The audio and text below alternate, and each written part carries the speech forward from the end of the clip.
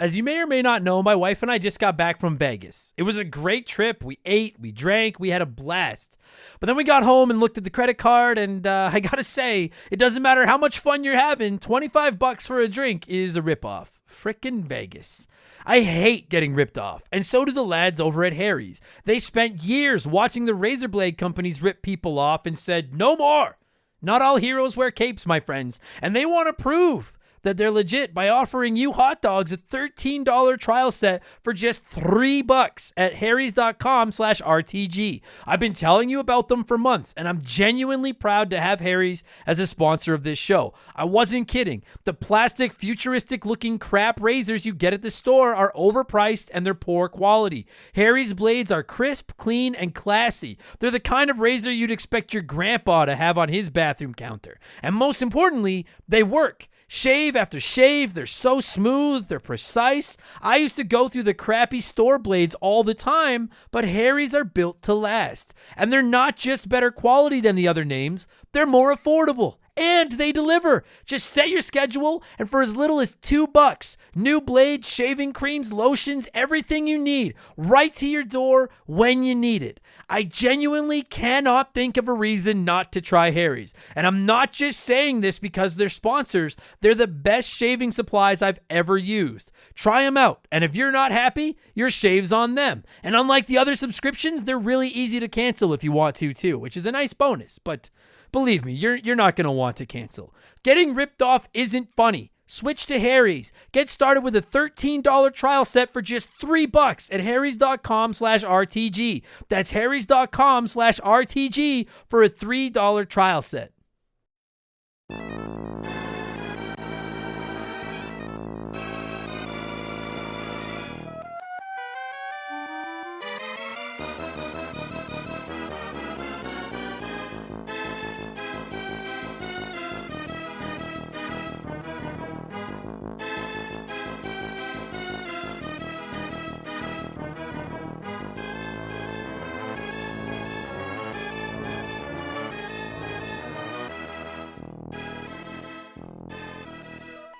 What's up, everybody? Welcome back to Remember the Game. It is my retro gaming podcast where every week a buddy of mine and I sit down and we geek out about the games we played back in the day. My name is Adam Blank. Thank you so much for listening to the show. And this week it is episode 181, and we're talking about one of the rare SNES games that I've actually...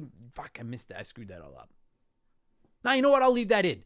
What I meant to say is that we're talking about one of the rare SNES gems that I've missed out on over the year. There we see. I don't fuck you guys. It's a good podcast would probably restart, and maybe I should have. But I want you guys. This is authentic. This is you guys are seeing how the fucking pizza is made. Anyway, this week we are talking about one of the rare SNES gems that I've missed out on over the years because I've always felt like ActRaiser was like the one big Super Nintendo game that's never found its way into my eyeballs.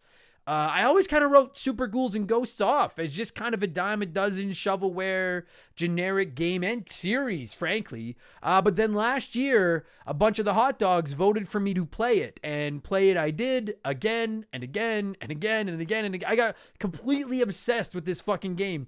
And frankly, if I had to re-rank my top 20 SNES games of all time, Super Ghouls and Ghosts would make the list, no question. This thing is like the Dark Souls of the Super Nintendo, and yeah, it's cheap at times, and it's hard as fuck, and it jumps weird, and all that stuff. It's still awesome. It's fucking great. I adore it. And if you're wondering, no, I can't beat it. If you don't know, you have to beat the game twice to beat it, and I can get to the end of the second run. I can beat it without using this stupid weapon. We'll get into all this on the actual podcast, but no, I cannot get over that final boss hump of the second run of Super Ghouls and Ghosts. But that's what we're talking about this week. This episode is going to be just kind of about the series in general from back in the day, because my guest returning to the show, making his first appearance of the new year, is my boy Tyler. Now, he grew up playing the arcade version of Ghouls and Ghosts. I played Super Ghouls and Ghosts on the Super Nintendo, so while I'm going to be focusing on that game in particular, we're kind of all over the map in this one, and we'll get there in just a minute, because speaking of being all over the map, it's time for yet another edition of the Remember the Game infamous intro. Dun, dun, dun, dun, dun, dun, dun. And if you're new to the podcast, welcome aboard. Consider this your warning. Our intros are a little bit long, but they're not boring. They're like I can't think of like a stupid comparison this week, but it's like a podcast intro that sucks less than other podcast intros. So just give it a chance. That's all. We have merchandise, all kinds of merch, hoodies, t-shirts, coffee mugs, posters, all rocking badass art drawn by my man Joe. You can find Joe's work at 4545creative.com if you want to show him some love. And you can check out our merchandise at rememberthegamepodcast.com if you're interested. It is a great way to support the show. I just posted about it on social media the other day, but like, for my money, the coolest shirt we have is the Never Forget Sega Dreamcast shirt, $99.99. We've also got the new not Nintendo Power tribute cover of me with the hot dog and Echo the Dolphin. Anyway, all kinds of cool stuff. RememberTheGamePodcast.com if you're interested. And of course, if you don't like clothes, you can always support us on Patreon. And I know that it's a Patreon plug and you're probably about to skip it, but just listen. For just $2 a month, you get 2 additional podcasts every fucking week. Like, come on. You get exclusive that's the best deal ever. You get exclusive access to both my gaming discussion podcast, Expansion Pass, every Thursday, and my gaming news podcast, Game Patch, every Friday. You get instant access to almost 200 bonus podcasts in our archives as well. On Game Patch every Friday, I look at all the big news in modern video games. I add my opinions, some profanity and stuff in there. And on Expansion Pass every Thursday, it's a different show each week. We do game rankings. We do franchise rankings. We look back at characters and consoles. We do hypothetical episodes, we do comedy episodes, there's game reviews. This past week on Expansion Pass, we laid down our 2022 gaming predictions. I came out swinging with a dozen or so that I thought were reasonably possibly possible without being completely safe bets or anything. I read a bunch of the listeners' predictions as well, and as is becoming tradition during the intro, here's a sneak peek of last week's episode of Expansion Pass, our 2022 gaming predictions.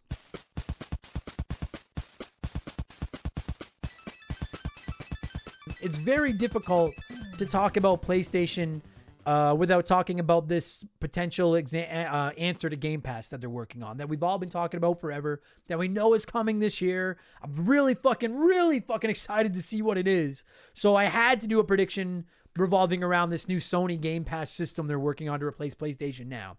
So my first prediction for PlayStation is that their new Game Pass competitor will include the entire PSVR library. All those games will be backwards compatible with PSVR 2, and a 1-month free trial will be included with every PSVR 2 headset to incentivize people to take the plunge and sign up. It's not a prediction to say that the PSVR 2 is coming because they announced it this week. We all know it's coming. But I've said this countless times. I will continue to say this. The issue with VR, the big stumbling block there is it's a chicken and egg situation. Game developers don't want to make VR games unless a lot of people have VR headsets. People don't want to buy VR headsets unless there's a whole bunch of VR games.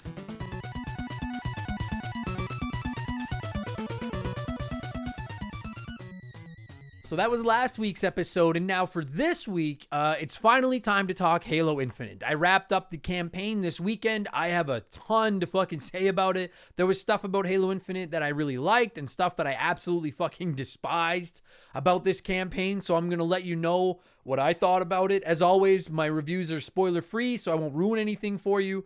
I will tack a short spoiler cast on at the end, but I'll warn you like 12 times before that happens. We have tons of modern game reviews in our archives already. I'll be throwing Halo Infinite on the pile tomorrow. And on that note, next week's Expansion Pass is going to be our second annual Blankies, our official game awards. You can vote for your favorite games of the year and all that stuff right now at rememberthegamepodcast.com. Quick and painless. I won't ask you to sign up for anything. It's super easy. So again, our Patreon, $2 gets you instant access to all those podcasts, 2 new ones every week. Plus, you can join our Discord, which is at almost 400 members now. The chance to vote in our Patreon poll at the beginning of every month. You can submit comments to be read on all of our podcasts. You can DM with me, and you get a shout out and get to hear me mispronounce your name right here on Remember the Game, like I'm about to do to most of these people. A huge thank you to all of our newest Patreons. Phil, Hiya, Scott P, William Main, James Nuthall, C-Spin, Jordan Brown, Thomas Smith, Smartass Gaming, Natty Sin, Abracadaver, Foamy Urine, Chris Pinchin, Bookerman 102, Hibbs Habs, Zach, Michael Matheson, Ian Keg, Juan Candelario, Carlos Ortega, and Alexander Smorzewski. I apologize particularly to Juan, Carlos, and Alexander because I'm sure I fucked up all your names. But a huge thank you to all of you. Welcome very much. I suck at this. A huge thank you to all of you. And welcome to Remember the Game Industries. I suck at this. Patreon.com/rememberthegame if you want to show us some love and get access to a ton of stuff. And quickly, before we move on, I just want to shout out my boy Todd. If one of the OGest hot dogs from the land down under. He's been with the show since like day one. I don't know if you're hearing this, dude, but if you are, best of luck to you and the missus on the new businesses. You're fucking killing it. So good luck. I have a P.O. box. If you're interested, you can find it at rememberthegamepodcast.com. And you can check me out on Twitch. I try to get on there a couple of nights a week. Twitch.tv/memberthegame. So just look for Member the Game, not Remember. Look for Member the Game over on Twitch if you want to come hang out while I play some video games.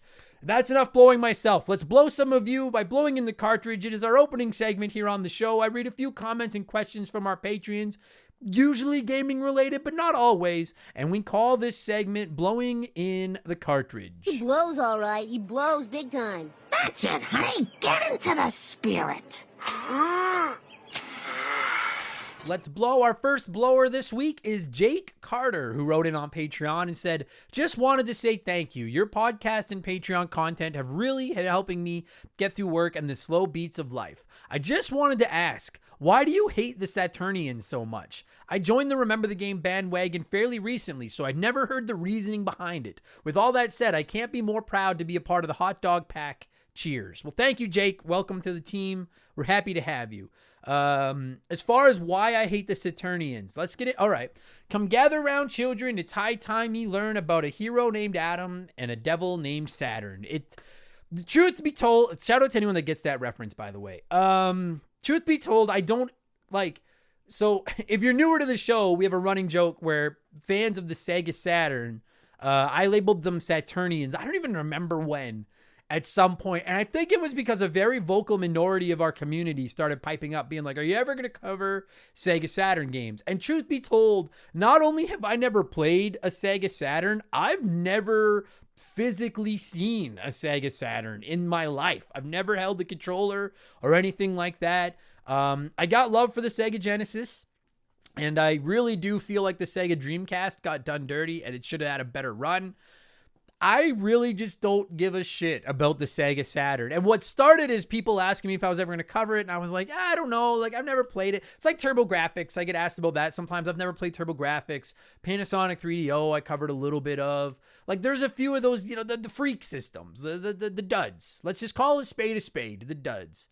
I don't know if TurboGrafx is necessarily a dud, but whatever. You know, the kind of the B tier, the beta squad of the retro consoles.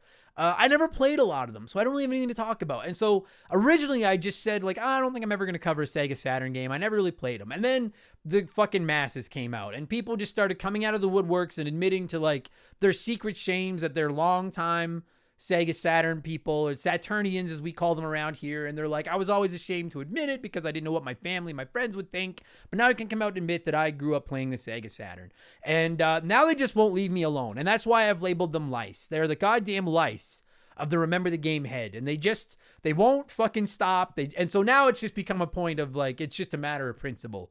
I'll put Mark McHugh back in the goddamn Hall of Fame before I fucking review a Sega Saturn game on this podcast. I can promise you that right fucking now. And if you want to know why Mark McHugh's not into the Hall of Fame, go back if you're newer to the show, go back in the archives and listen to the Mario is Missing episode, and that'll sum it up. So there you go, Jake. I hope that answered your question. Thank you for the support and the love, my friend.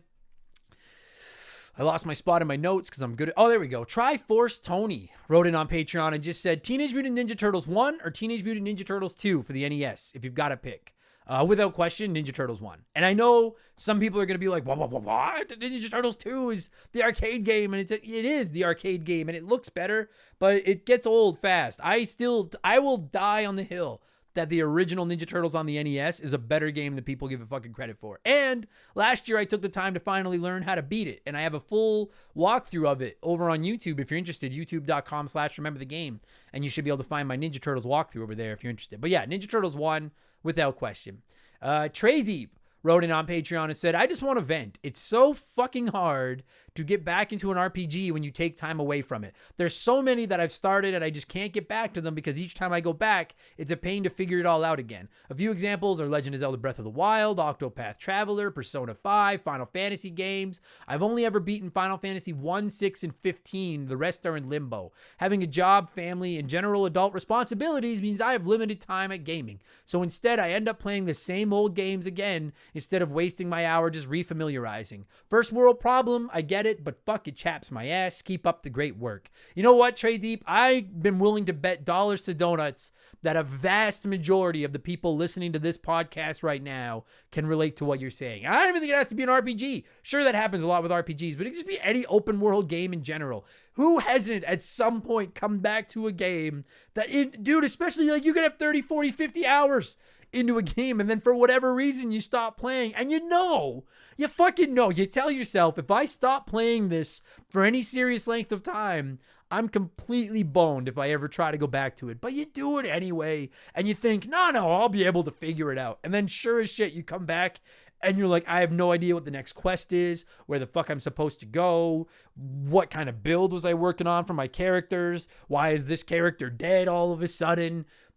Dude, everyone's fucking been there. Everyone has fucking been there, Trey Deep. I get it. 100%. I can think of several games that that's happened to me and myself. Skyrim, that's happened to me in 2 or 3 times.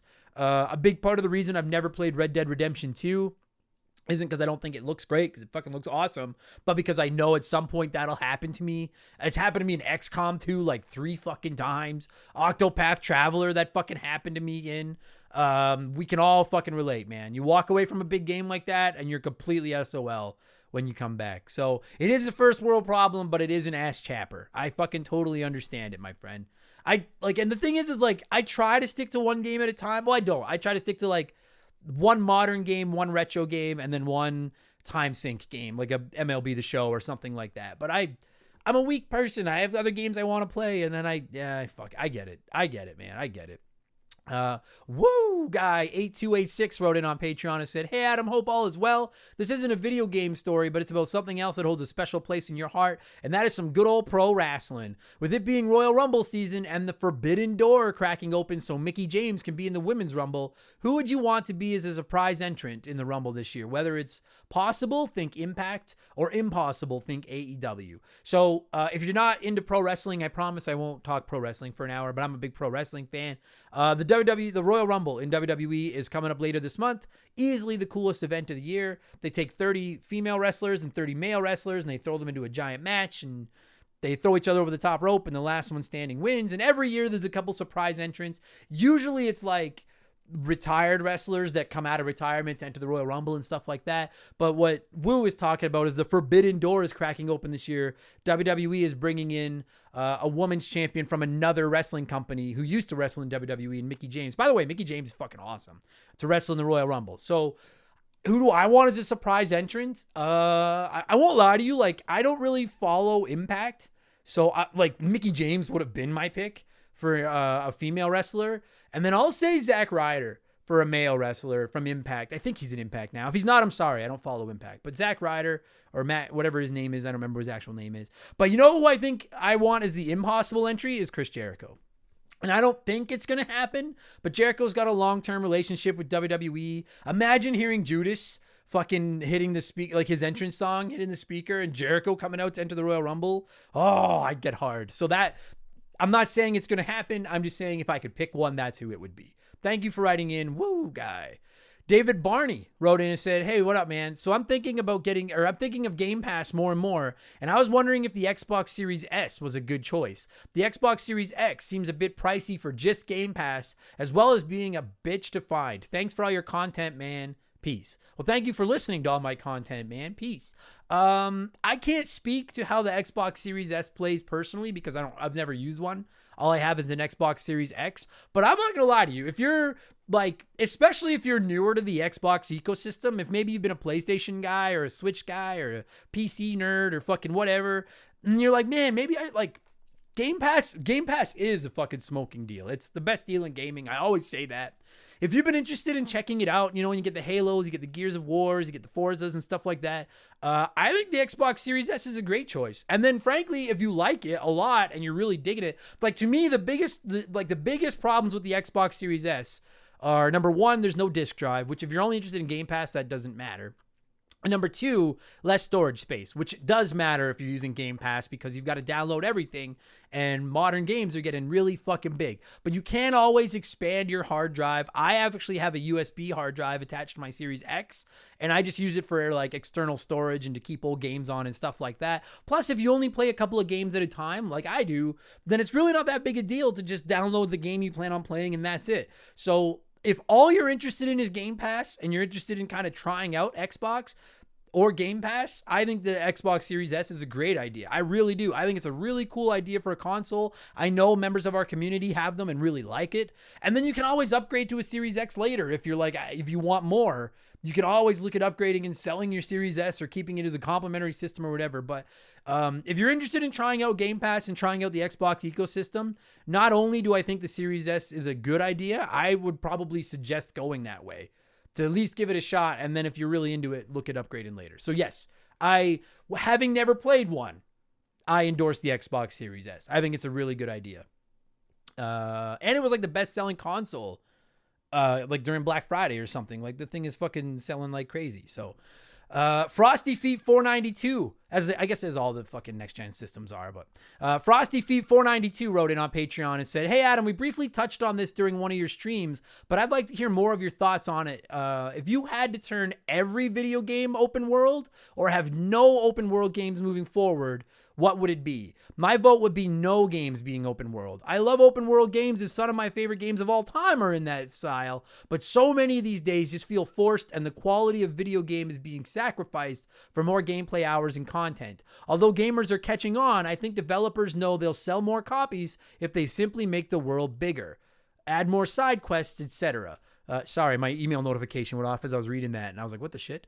Well, this may be true and can sometimes be done correctly. I think most open world games come with a lot of empty calories. I also think making every game linear would force the developers to make solid video games because they can't just toss 40 hours of meaningless filler in to attract an audience. I think this would also help create more good games because the amount of hours that go into creating the average open world game could be used to make 2 or 3 better, smaller games. Sorry for the rant, but I'd like to hear your thoughts. Thanks. So yeah, again, I mentioned Twitch. I stream over there a couple of days a week, and I also do 3 retro game streams a week exclusively for Patreon. So again, you can check that out at patreon.com/rememberthegame if you're interested. But we were talking about this. I brought it up. I was like, if you had a choice moving forward, either every video game is open world or there's no more open world games, what would you prefer? I actually ran a poll about it on social media, and it went about 60-40, I think, in favor of no more open world games, but it was very split. And the thing is I agree with you, Frosty. I like a good open world game too. But the problem is that there's like you said, there's a lot of empty calories in open world games. And I don't know if anyone else is like this. We were talking about walking away from an RPG and then getting stuck trying to find your way back. I run into that with open world games sometimes where like I start playing an open world game and I'm like, this is awesome. I'm going to 100% this and get every collectible and find every little mission. And then about halfway through it, I'm like, well, okay, I'm going to get the campaign done. Then I'll come back at the end game and clean up the rest. And then finally, by the end of the campaign, I'm like, I'm done. I'm not going back to clean up the rest of that. So if I had to choose, same thing. I would say no more open world games. And I'm not trying to get rid of open world games together, but if my only 2 choices are everything is open world or nothing is open world, I would say nothing is open world. For example, I'm going to talk more about this tomorrow on Expansion Pass with my Halo Infinite review.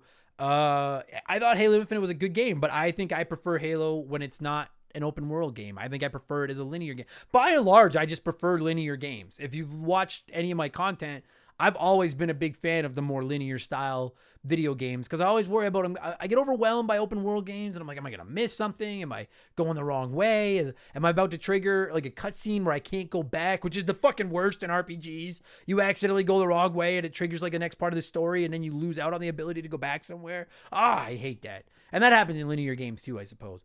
But yeah, so if I had to choose, I would go with linear games and no more open worlds. Because like you said, it's just really like, I think that too many people associate value with game length, and that's not the way to go. And I've said it countless times. Give me a 10-hour game that's just fucking mwah. over a fucking 80-hour slog where all I'm doing is going from map to map to map, fucking looking for pigeons or whatever the fuck the collectibles in your fucking games are. I much prefer quality over quantity. You know, give me a fucking nice, tight 8-ounce fucking filet mignon over a goddamn 70-ounce piece of fucking shit, cheap $2 steak, you know? So yeah, that said, like, I'm excited about the idea of Sonic being open world. I'm pro open world. Just fucking do it properly. That's all. And I'm not saying Sonic's going to do it properly. That is a very, we'll see how this fucking goes proposition, this upcoming Sonic open world game. But anyway, there you go. I could go about this forever, but there you go.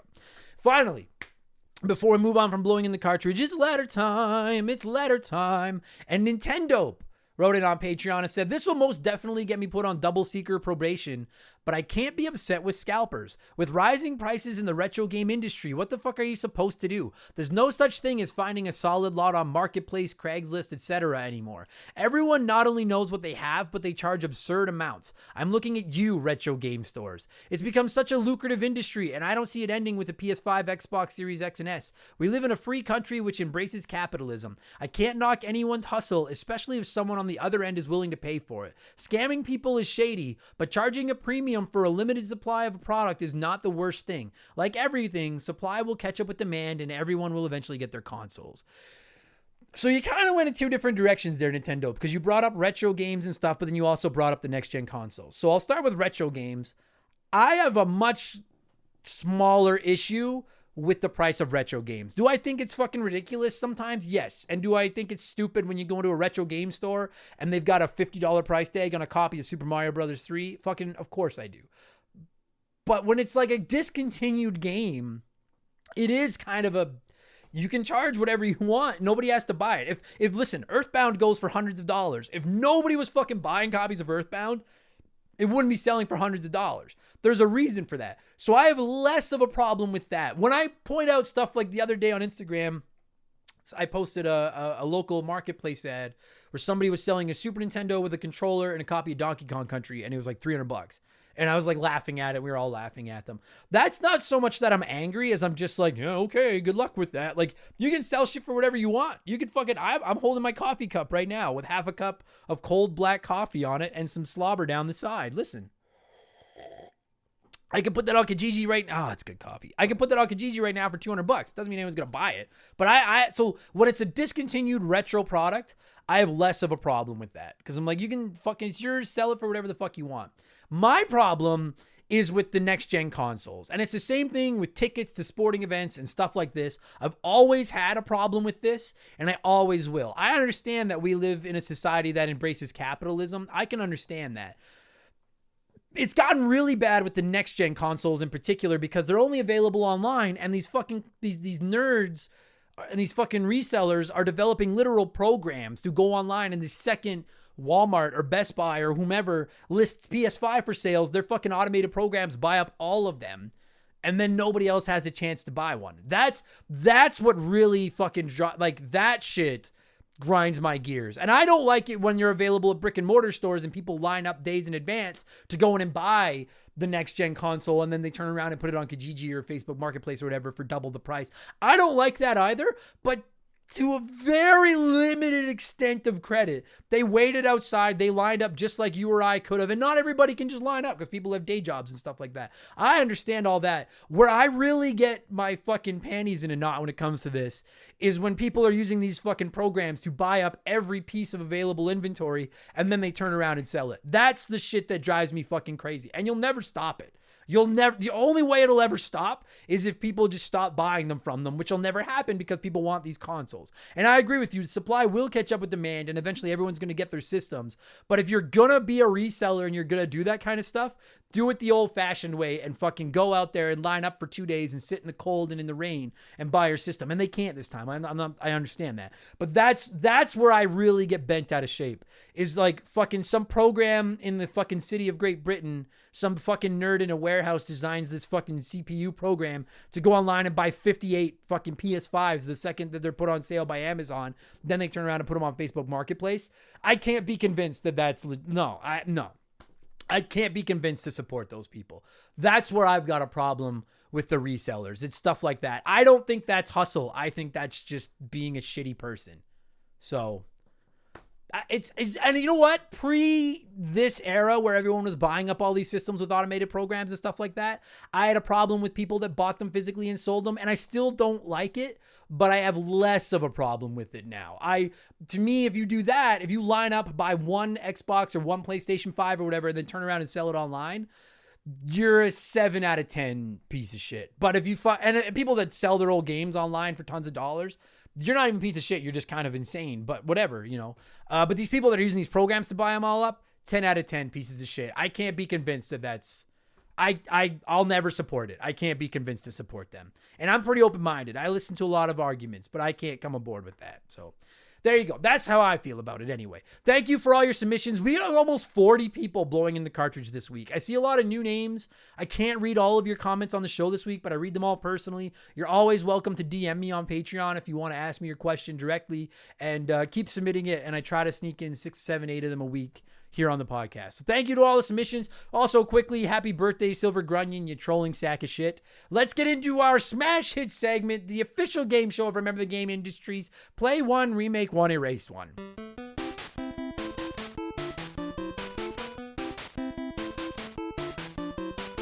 And a huge thank you to Classic Concentration from the NES for unknowingly providing us with the theme music for the show. There's your voice crack. Classic Concentration.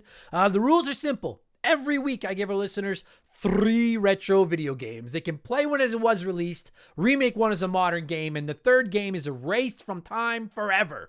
And as always, there are no wrong answers, but there is a right one, and I'll tell you what it is in a minute. Last week, we covered 3 Capcom NES games because we were talking Mega Man on the show, so I figured because we're talking Super Ghouls and Ghosts this time around, we'll do 3 Super Nintendo Capcom games instead. We're going with X-Men Mutant Apocalypse, Demon's Crest, and Final Fight 2. Now, admittedly, I have not played any of these, so I'm not going to be yelling at anyone this week. As long as you play one, remake one, and erase one, there's no wrong answer. But the winner, according to the polls, according to our Patreons, is to play Demon's Crest, remake X-Men, and erase Final Fight. 30% of you said that, but play Final Fight, remake X-Men, and erase Demon's Crest was right behind it at 27%. So like 2/3 of you seem to want to remake X-Men and then either play or remake, or play or erase Final Fight and Demon's Crest. So let's see what a few of you had to say here, because some of you showed your work. Michael Mathis wrote in on Patreon and said, play X-Men. It is a fun side-scrolling beat-em-up with a good look. Remake Demon's Crest. This game is a hidden gem on the Super Nintendo. Everyone should check it out. With that said, seeing it as a modern-day remake with AAA graphics and updated sound would be amazing. And erase Final Fight. It pains me to erase this game since I love it, but it offers the least amount of gameplay and variety out of the 3. That's sound logic. Outside of the fact that you're playing X-Men when it seems like everybody wants to remake X-Men. So fair enough. I can get on board with that.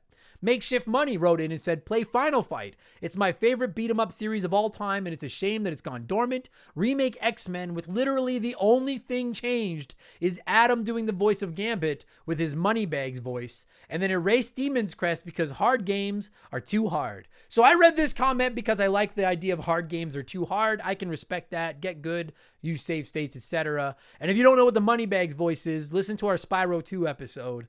I came up with this terrible voice for Moneybags. I would do the voice of Gambit for free. For free. If they called me, were like, hey, Adam Blank, we hear you do a great shitty voice and we need it for Gambit in our Xbox game. I'd be all like, oh, hello there, my name is Gambit. Now here to fight with the X-Men, y'all. I'd fucking be on that like fucking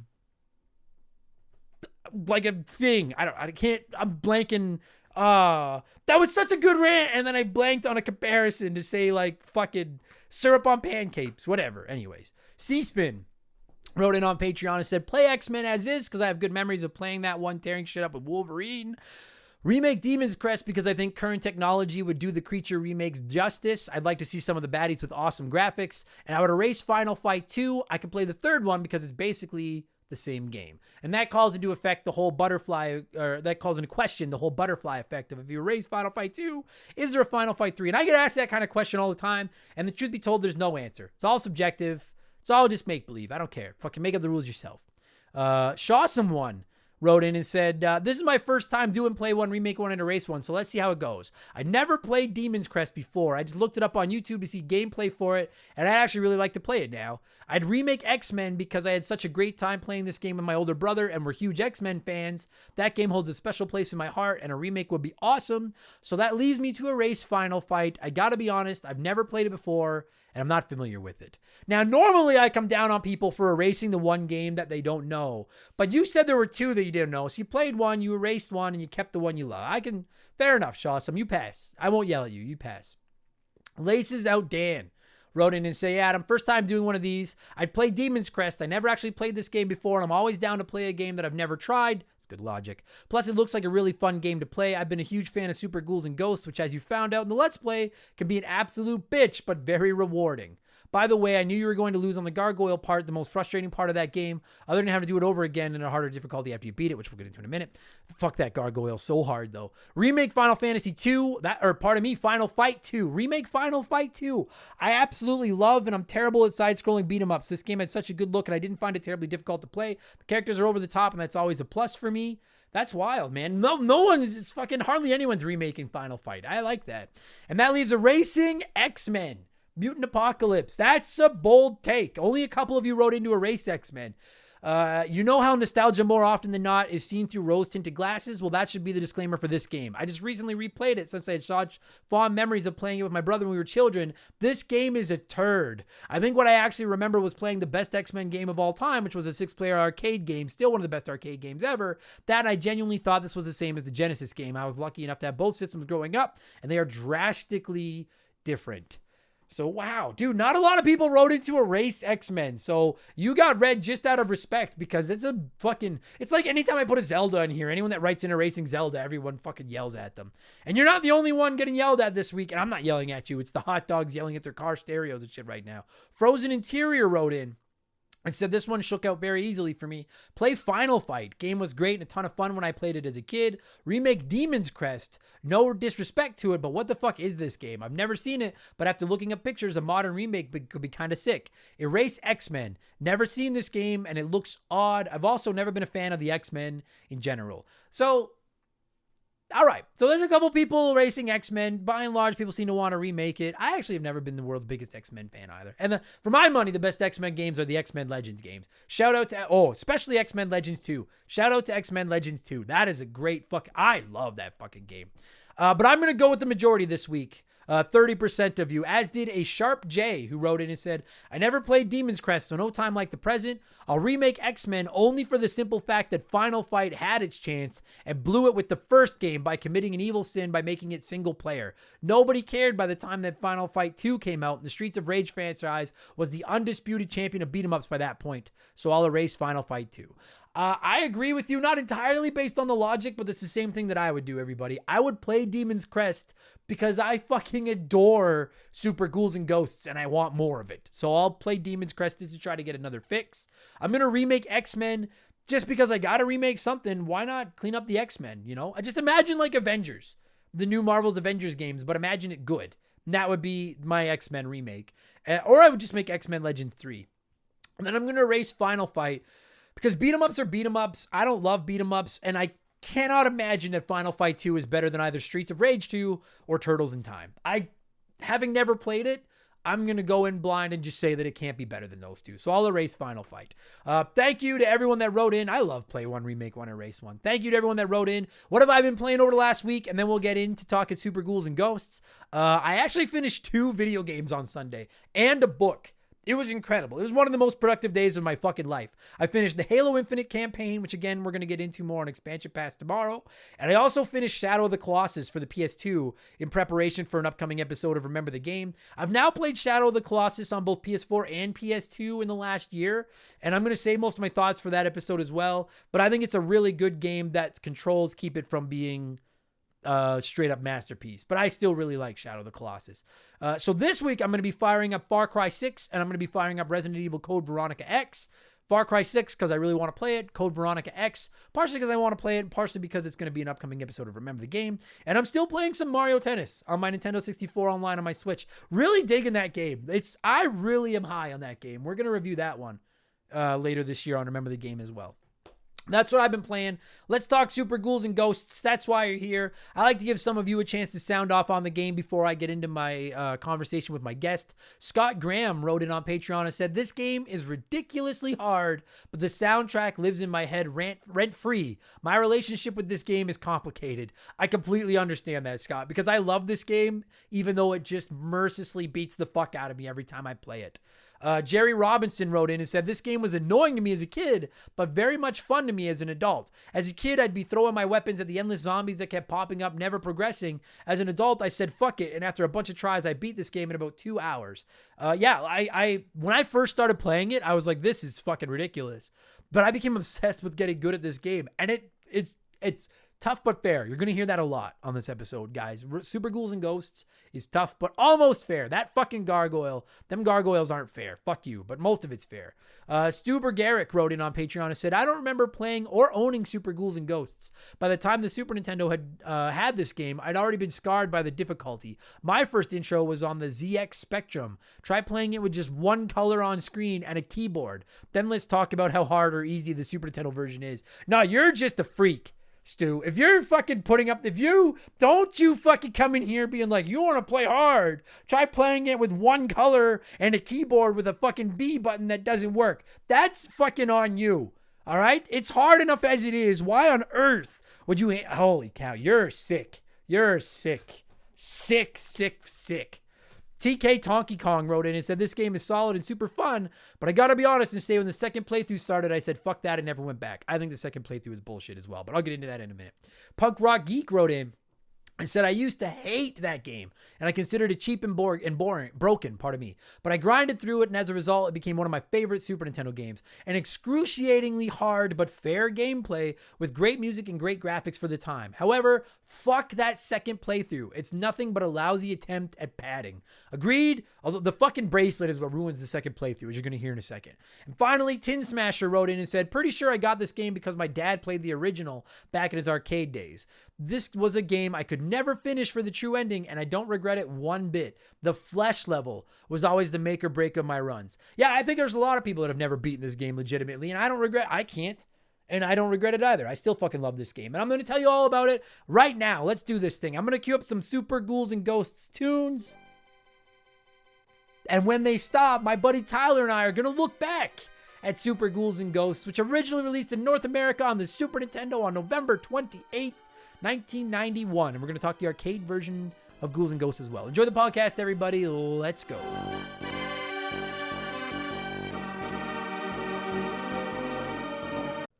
This show is sponsored by BetterHelp. Everyone that listens to this podcast knows about our illustrious CEO, my dog Molly. But the other silent partner behind the scenes is my wife. And let me tell you, my friends, a 17-year relationship with another person that has to talk to and live with you is a lot harder to maintain than one with a dog. We've had our ups and downs, and as you all know, a relationship isn't all sunshine and rainbows. They can be a lot of work. You get out what you put in when it comes to relationships, and talking to a therapist can be a fantastic way to put in some work. They can help you work through your issues, learn to communicate better, and even just provide you with an ear to bend when you need it. I've talked to my therapist about my relationships, especially when it came to my stand-up comedy career and how much I was away from home, and they helped me work on ways to keep my relationship strong even when I was out on the road. It turned out our relationship was actually better when I was out on the road, but that's a story for another day. And I know, right? Therapy. Who has the time these days? BetterHelp hears you, and they're making it easy. Fill out a quick form online, and they'll match you up with a therapist that suits your needs and that'll work around your schedule. You pick the meet times, and you can get your therapy fix from anywhere, over video, phone, or just chat. Become your own soulmate, whether you're looking for one or not. Visit BetterHelp.com/rememberthegame today to get 10% off your first month. That's BetterHelp, HELP.com/rememberthegame.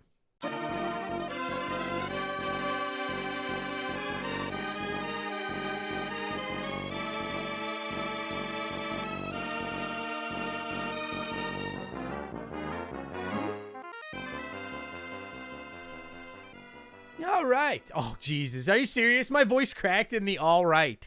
Like, my voice cracks every episode, but I didn't get through the all right. Okay. I'm not erasing that. We're keeping that in. Fuck this. All right, there's your voice crack for this episode. I got it out of the way the first 10 fucking seconds. Joining me via the blank phone this week, returning for the first time in 2022, but far from his first time on the podcast, is my good man Tyler. How's it going, buddy? Happy New Year. How's things? Happy New Year. Things are, apocalyptic, but I'm keeping a positive attitude. Is it? You know what? Here's your fucking segue. Life is no harder than fucking Super Ghouls and Ghosts. What's harder? What's harder? What was harder, the last 2 years of humanity or Super Ghouls and Ghosts? I would like to know what overall is more difficult, because Tyler, I played this game for the first time this year or last year, I guess, and I fell in love with it. I love it. But this is one of the most unforgiving, difficult motherfucking video games I've ever played in my entire fucking life, dude. Jesus Christ. Fuck. Yeah, it's up there. It's top 3, I'd say. What would you say? All right, I'm going to put you on the spot. So if you need a minute to think about it, then just let me know. If I put a gun to your head and said, Tyler, what are the 3 hardest video games you've ever played in your life? What would you say? I'm just curious. Teenage Mutant Ninja Turtles, the first one. Yeah. Because I never beat that water level. Even as an adult, I've gone back and played it and talked to you about it, and fuck that game, fuck that level. I gave up. I surrendered. I think that game would be on a lot of people's lists. That game's pretty fucking heartless. Yeah, and then next would be, there's some indie games that are really tough, like The Binding of Isaac and stuff like that, or the Dead Souls, Dark Souls, and all those games. Yeah. I think I played Dark Souls once and was like, all right, controller down. I'm Dude, done. so I promise I'm not going to go down this rabbit hole because everyone's heard this, but I've had so many people, because I love really difficult video games, and so many people have been telling me to play the Dark Souls games, but I don't get it. They're so slow and hard and not fun. I just get pissed off when I fucking play those goddamn games. So then I won't suggest Escape from Tarkov as well, because that's the other super hard game, and that's the one I play. That is relentless. What is it? Escape from Tarkov. It's Tarkov. a PC game. It's blowing up right now. Oh, okay. I forgot you're one of those. Dude, I want all of you listening to this to know just how much I like Tyler, because he's one of those fucking PC master racers. And I'm still I still like you. Come on the show. It's okay. I wouldn't hold that. I have a Switch. Yeah, you have one. Yeah. I don't know. I like Switch games. I played Xbox games. I played PS. It's just there's some games you can only get on PC. When StarCraft 2 came out, I had to get a PC. Fucking nerds. Fuck me. And I'm the guy that's sitting here in his Ninja Turtle socks talking fucking video games for money. And I still am you fucking nerds. I'm trying to think of what so off the top of my head, if I had to rank my 3 most difficult games that I've played, outside of some shitty NES games like fucking Master Blaster and shit like that, if I'm just talking tough but fair video games, I'd probably go with Cuphead would be up there. Have you played Cuphead? Yeah, Cuphead is legit. It's awesome, but it is fucking vicious. Celeste. Oh, Celeste. I haven't played that one. Oh, it's so good. Hardest platformer I've ever played, but it's so good. And then Super Ghouls and Ghosts, I think, might make that cut. And of those 3, Super Ghouls and Ghosts is the one. I can't beat it. I can't beat this fucking... And I streamed it one night, and I played for almost 4 hours. And you have to beat the game twice. And I got to this end of the second run, and I was there for 2 hours. And I was I can't... I hate it. I hate that I have to admit it, but I'm this game, I'm this game's bitch. I can't beat this fucking video game. But despite that, go ahead. So for side scrollers, Super Ghouls and Ghosts, then Contra, then Mega Man, then Super Mario, or if I was ranking them by difficulty?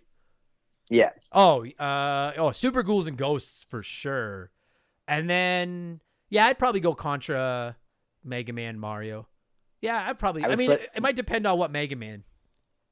I would flip Contra and Super Ghouls and Ghosts because I've not beaten some of the original Contra games. But it's just funny that you bring that up because we literally recorded an episode about Contra today, and I'm I was flexing on that podcast about how I can beat both of those games, Contra and Super C. I'm I can beat those games, but this game, Super C was the Super Nintendo one, right? No, that was Contra 3 was on Super Nintendo. Contra 3 is when I started beating the Contras. The first two on NES, I could not. Yeah, they're vicious. But the thing is like, but you know what? And like, that's a great way to get into this. Cause like the thing about the Contra games is like, I know they're hard as fuck, but they're fair.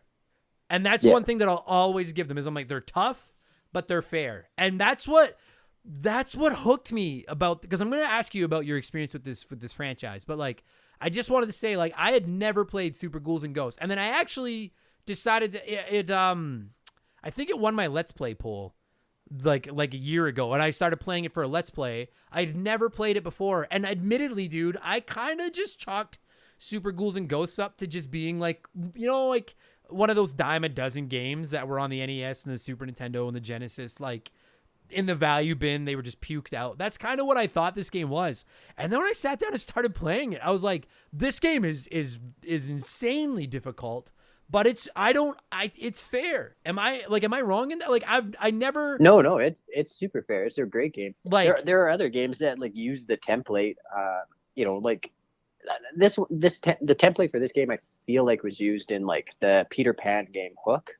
And there's a bunch of other ones, but like this, I feel like had its own original thing, was super fair. I have one asterisk on that super fair, but we'll get into that when we get into stuff that we don't like. Because there's one part, one enemy, and any of you that watched my fucking playthroughs or my streams, you know exactly what motherfucker I'm talking about. One that's not. What fair. level was it on? Oh, he's in a few. It's the it's those fucking flying gargoyle things. And they just fly around at random patterns. And I hate them. I hate them so much. The Venom. It's past. None of you have even seen this. You know, Tyler, you're a smart guy. You know, like the universe, we only know up to a certain extent of how far the universe goes. We know it keeps going, but we can only see so far. Imagine that Angry Atom is the tip of the universe that we can see. Those gargoyles are something past it. There's not even a way to describe the anger I feel when I talk about those motherfucking orange gargoyles. There's nothing in this game that infuriates me as much as those gargoyles. I hate them so fucking much. And I didn't want to say it until later, but I hate them. Anyway. Yeah, I think they were just called gargoyle, like the gargoyle statue. That flies, right? Yeah. So I don't think they're fair. I think that they're cheap pieces of shit, and I hate them. But everything else I think is fair. See, and the creature I had trouble with was on the Deep Chill, the like frozen goblin, I guess. That I don't know. That was the one I. Oh, like the big fat guy that like spits snow at you or whatever. Yeah. Exactly. Yeah, I don't like them either. But the thing about them is like at least like I can hit them.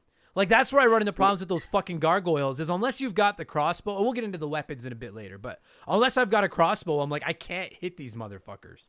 Like they get so high up. At least those if those fat guys get a hold of you, they fucking wreck you.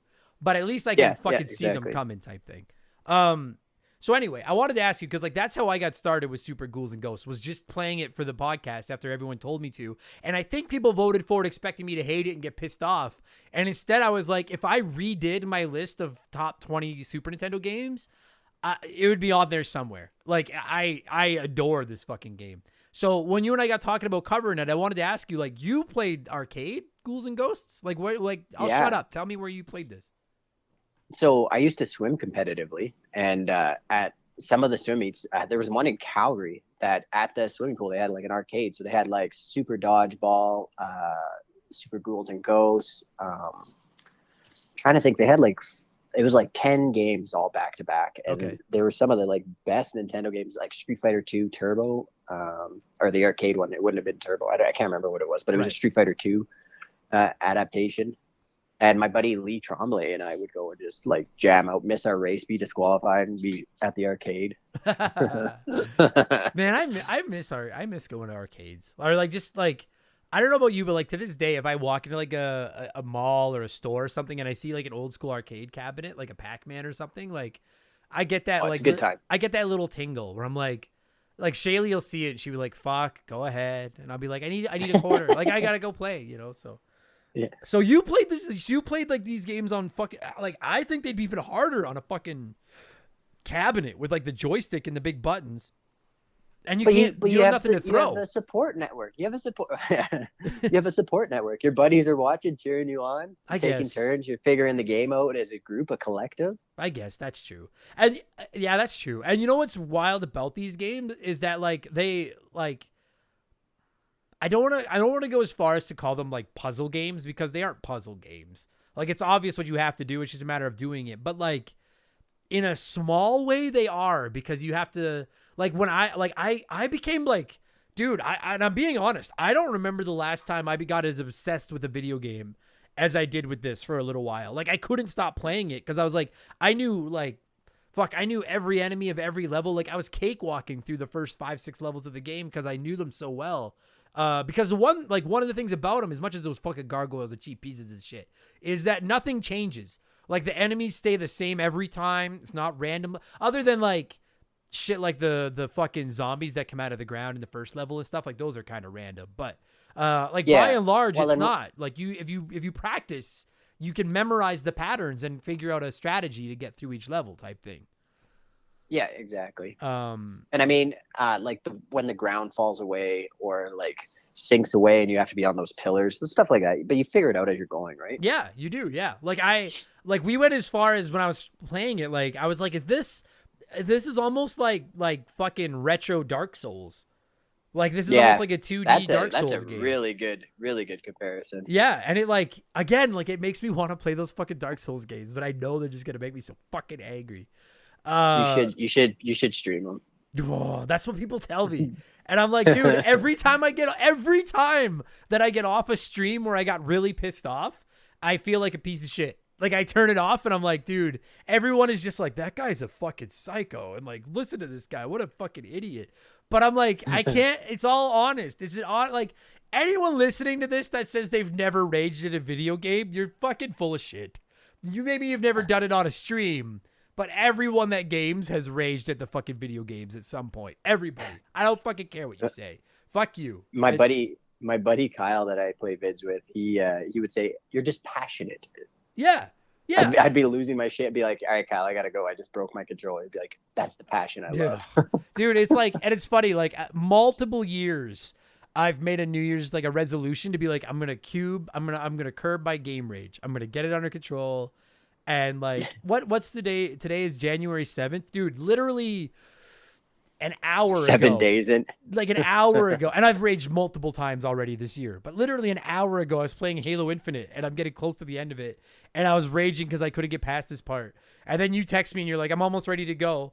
Half of me was like, good, because I got to get away from this fucking game. And the other half of me was like, fuck off, Tyler. I'm going to beat this fucking part of this game. But I did it. So, but I hate it. But I'm glad I didn't play this as a kid because I think that I feel like this is one of those games that would have got my Nintendo taken away if I had played it as a kid because I would have gotten so angry at it.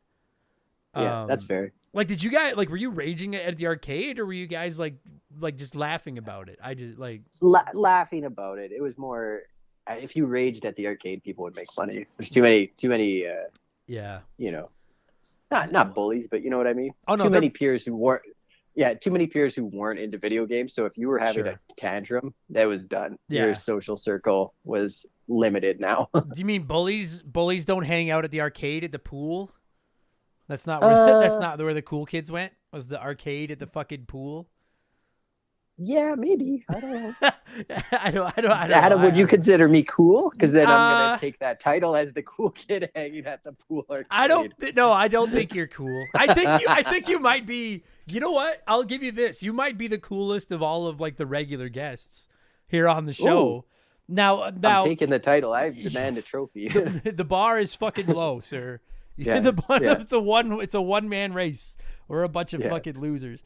Okay, so like I wanted to talk. So like if you've never played these games, like first of all, I can't speak to all of them because I only know the Super Nintendo one. Surprisingly good looking.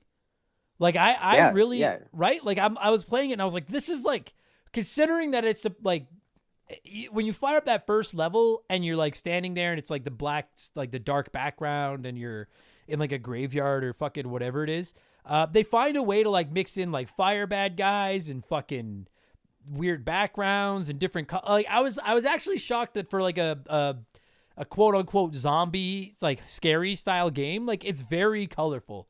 Like it almost looks like a dark Saturday morning cartoon, if that makes sense. Yeah, for sure. So and go ahead. like similar to like the Super Nintendo Mega Mans. Like they hold up. They look great. Yeah. It looks awesome. Yeah. Or like Super Mario, right? Like it does hold up. It looks great. And it's just they had the right system, the right amount of graphic power, and they didn't try to overdo it. They kept it contained to what they could do that looked great. Yes, right? That's a great point because we like I already said, we were talking Contra earlier today, and I was talking about how I actually don't like Contra 3 on the Super Nintendo, which I know a lot of people adore that game. I don't like it because I feel like it's too busy. Like there's too much going on compared to the original Contras, and I have a harder time keeping track of everything that's happening. But I never even thought of wording it that way. That's a great fucking way to put it. Like it's a bright and colorful game without getting it's not a busy screen most of the time. In fact, it's like, I mean, I would argue that maybe the fire level is like the brightest level, like the most colorful of the bunch, but like none of them are super busy, but they don't look boring and bland either. You know how some games there's no background and they almost look a little too primitive type thing? Like this one doesn't do it. Like you're right. Like they just walk a line between having enough in there without filling the screen with too much unnecessary garbage. But part of that might be like, I don't know how it's like on the arcade cabinet. It's probably better. I ran into a lot of slowdown issues at times where it would chug. And I'm like, dude, if there was more on the screen, this game might have fucking froze like altogether. Yeah.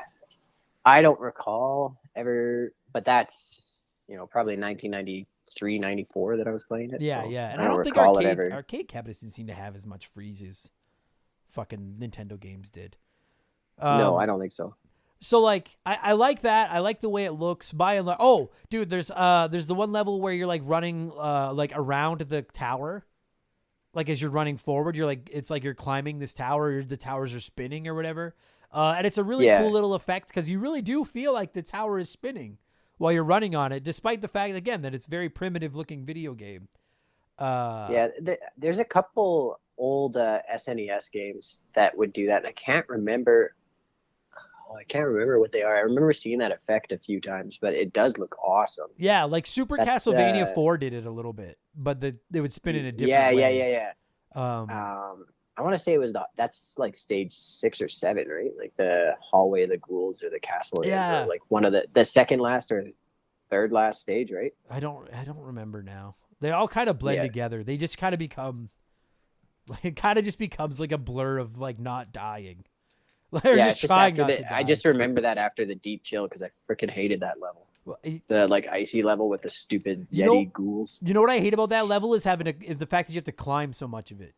Because like, dude, he like I don't know why Capcom feels the need to fucking do this, but like we were talking Mega Man the other day on stream, and we were talking about how Mega Man falls like his boots are just full of fucking like solid rocks and concrete. Like he falls so fast. And like same thing with this. If you walk off any kind of ledge at all, he like I don't remember the name of the main character in these fucking games. I don't know if he has a name. Does he? Arthur, right? Arthur walks off a ledge. And then the princess is Princess Prin Prin. Princess Prin Prin. I like that name. Like when Arthur walks off of a ledge, he you can't steer him. Like he just falls straight fucking down, super fast. And that was my beef with shit like that ice level, is you'd be trying to like dodge and move around, and if you accidentally walk too far one way or the other, you'd fucking fall and you'd be done. And it would, oh god, it would fucking infuriate me to no fucking end. But I never. Yeah, again, you almost not have cheap, to move perfectly. You did. But that's what I love. That's what I love. And you do have the double jump with him, but it's like you said, he falls fast, dude. And I forgot about that. And I only played this like 3 months ago. That's a great fucking point. When I started playing this, I was like, the jumping mechanic in this game is fucked because you hit jump and he fucking does this weird, like you can't change directions mid jump or pull back. Like once he jumps, he fucking jumps and it's the same jump every time. And it took me so long to wrap my head around using the double jump, like using it like as a do your first jump partially to get yourself where you want to be jumping from and then make your jump with your second jump. Does that make sense? Yeah, it's tough.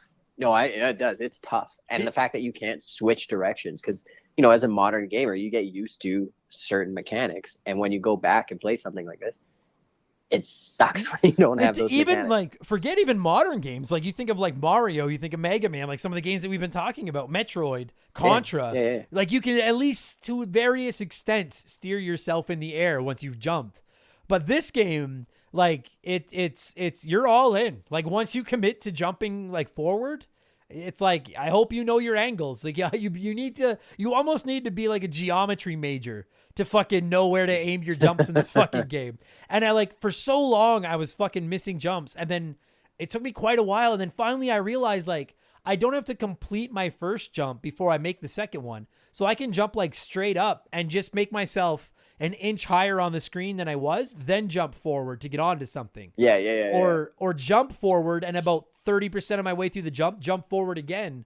And it's just kind of like give it like a boost. It just, I don't know why it was such a mental block. I went from hating the jumping in this game to being like, it's just another, again, I don't mean to call it a puzzle game, but it's almost like another aspect of the puzzle.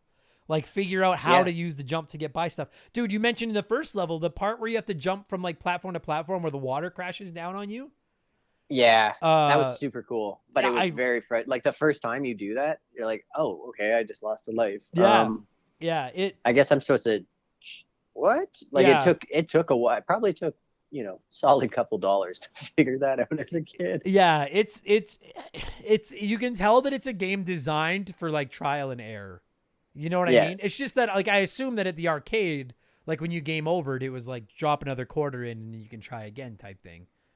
Yeah, absolutely. Whereas like playing it on the Super Nintendo, as long as you're picking up money, you can keep earning continues. And like I found that I would never get game over because I just kept picking up so much money, like the treasure, that like I was always earning continues, which I actually thought was kind of neat. Like I was like, that seems fair. Like having said that, like no save states or no save points or anything, or no passwords or anything. I don't know if I ever would have beat this as a kid because like I needed save states to like save it like the further levels and to practice them and stuff like that. I can't even fathom trying to do it, pumping a quarter in every time. I would have gone fucking broke. Fucking broke. Good thing I had my friend Lee's wallet. Yeah. And you were By the way, Lee, I owe you $20. Yeah. And you were, dude, and that's the thing is like back in the day of a quarter got you an arcade game, $20 is 80 fucking playthroughs. Like, like it doesn't seem like much, but that's a lot. Another thing I really like about this game, it took me forever to figure out the armor, like the magical armor that you could like upgrade your armor to and shit like that. But I love how you can go from like the standard gray armor to I think it's like gray, green, and bronze, gold or something like that. Yeah, well, I know on the Super Nintendo one it was gray, green, gold. And then you could get like a shield or something like that. They're like made even, but the shield fucking sucked. I never used the fucking shield. But I liked that. I liked that system a lot. Like for the fucking longest time when I was learning the game, I was like, I don't even care about getting the green armor. Like it doesn't even fucking matter to me. And then finally I realized that like with the green and gold armor comes better versions of all the weapons. Yeah. And I was like, oh, for fuck's sake. Like, here's a fucking pro tip to all you kids listening to this right now. If you're going to go back and play an old game for the first time, and when I say old, I would say PS2, GameCube, Xbox era, older. Google the instruction manual. Because like those games weren't designed like they are today to just teach you shit while you play. Like there's no in-game tutorials in a game like this. They're just like, you better figure it out or you're fucking done. And I didn't realize that I could upgrade my fucking weapons with this armor or I would have got it a long fucking time ago. It's such bullshit. I never realized that. Well, so then you're talking about playing Dark Souls. They don't have an instruction manual for that. It's relentless, and it's exactly what you described. Like, yeah, you just have to figure it out, and if you don't figure it out, you're done. Like, admittedly, like I can't like We're going back to Ghouls and Ghosts. I promise everybody, but Dark Souls is like the girl that I'm like I think is kind of cute, but I'm afraid to talk to them. Like, that's how I feel about Dark Souls. Because I'm like, I know I would like you, but I'm scared of you. But I want to be able to put on my resume. Well, I guess, okay, now it's not going to sound like... I was about to say I want to put on my resume that I beat you. But that doesn't. You can't apply that. But you can't apply that to a girl at all. Never mind. That's a terrible analogy. Yeah. But no, Poor Shaylee. No, she beats me. She fucking beats the shit out of me. Poor Adam. Yeah, poor Adam is the fucking answer. My life is fucking Dark Souls. But you not only can you upgrade your armor, you know what one of my favorite touches, and I know it's so iconic and everybody knows about it, stuff like that. One of my favorite things about this game is when you're in your armor and you get hit and you go down to your boxers. I don't know who thought of that design mechanism, but I'm like, that is such a, I don't know why I find that so fucking charming, but I'm like, what a great idea. Imagine if Mario went to his underwear, like if he got hit an extra time. Like, I love it. I love what, like, you obviously, like, I hate running around this game in my boxers because then I'm like, I'm one mistake away from dying. But it never doesn't make me smile. Like, it's always entertaining to me. You know what I mean? I don't know. Yeah, absolutely. Like, even the idea that this fucking knight from, like, whatever fucking century or era or whatever this guy is in, like, that heart, like, white boxers with the hearts on them even existed back then. And then that's all he wears under his armor is fucking boxers with hearts on it. Fucking hilarious. Armor's really warm, Adam. You gotta get some airflow. You seem like the type of person that would know this. Like, what do you wear under armor? Like, quilted linens. Oh my God. As padding. I would just because it actually gets super hot. I would just like to take back you're the coolest person on the show because too bad. My name is engraved on the trophy. Yeah, they wore quilted linens that were 40% cotton for breathability. Fucking guy. So like, but yeah, like I like that. Like it. Most of the game is, and you know what's okay. So like, I don't mean to keep focusing on the boxers thing, but I'm interested what you think because you're a more artistic person than I am. Like you have a better feel for this stuff. Like it seems so out of place because nothing else in this game is funny at all. Like there's no humor, there's no funny bad guys or anything, in my opinion. There's one funny bad guy. There's like a wizard that jumps out of the treasure chest that turns you into a girl. Oh, right. Well, in Super Ghouls and Ghosts, he turns you into a baby. And you fucking crawl around as a baby. You're right, but no. That guy's not funny. Fuck that guy. But you're right. In the arcade, he turns you into a girl. Really? Well, see, like that seems kind of sexist. Like, are they saying that like the girl can't save the girl? Well, just your armor's made for a man. I don't know. I guess. Yeah, the armor doesn't fit. I don't know. Shut up. Now I'm sexist. Now I just made Tyler. I get Tyler Me Too'd on the podcast, just trying to like casually talk about the games. He's like, my fucking because of his broader shoulders.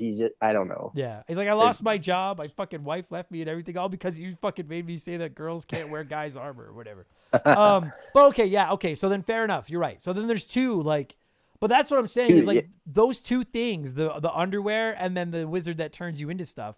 Like they seem so oddly out of place, but at the same time, this game is so tough and unforgiving and relentless. Like it's almost like a nice little. It's like comic relief, right? Yeah. It's like you're eating. It's like when you're eating a bag of popcorn and you get that one M&M that you threw in there. It's like a nice little. It's like a nice little treat in the middle. I like that a lot actually. That's good stuff. Did you have a weapon of choice in this game? I think it's the throwing knife that you threw it and it kind of looked like a really long spear. Maybe it was a spear, but I thought it was like a knife or something, and it had like a laser trail behind it. Yeah. And when you had the like best armor, you charged it up and it shot out like a freaking dragon. Yeah. That would like serpentine across the screen. Yes. Yeah. Oh yeah, because when you had the gold armor, you could charge up like a magic spell or something with it. Yeah. What was that weapon? Was it a dagger or was it a spear? I'm not sure. I always thought it was like a lance, like that he would throw. But like I don't know. I know what you're talking about. Though. But that's the first weapon is the lance, isn't it? Yeah, you're right.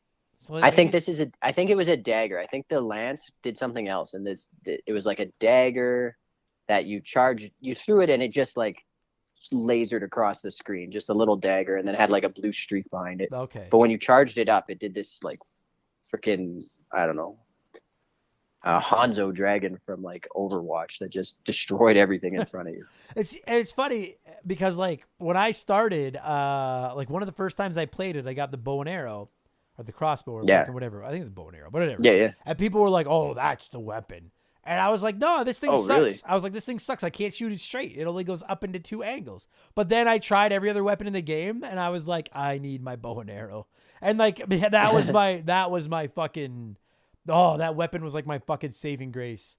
Being able to shoot it up in different directions at the same time. Yeah. So the dagger you couldn't shoot in different directions. It was only straight, but the charge up would go up and then down and like around after. Like it covered a lot. So you had some mobility there, I guess. Yeah. What I found difficult was like, and again, I don't mean to keep, I don't know why I keep comparing this game to fucking Contra, but like maybe it's just because I have Contra on the brain because we just talked about it. But I was talking about how, I'll put you on the spot. I'll put you on the spot. You know enough about Contra. You know know there's the S gun. Yeah. What do you call it? What do you call the one that when you shoot it shoots like 5 bullets at once, like in a wave, like straight ahead? Oh yeah. Like, do you call that like spread, spray, shotgun? Like, do you have a term for it? I'm just curious. Yeah, I thought it was like a shotgun. Or like thank you. Okay. Yeah.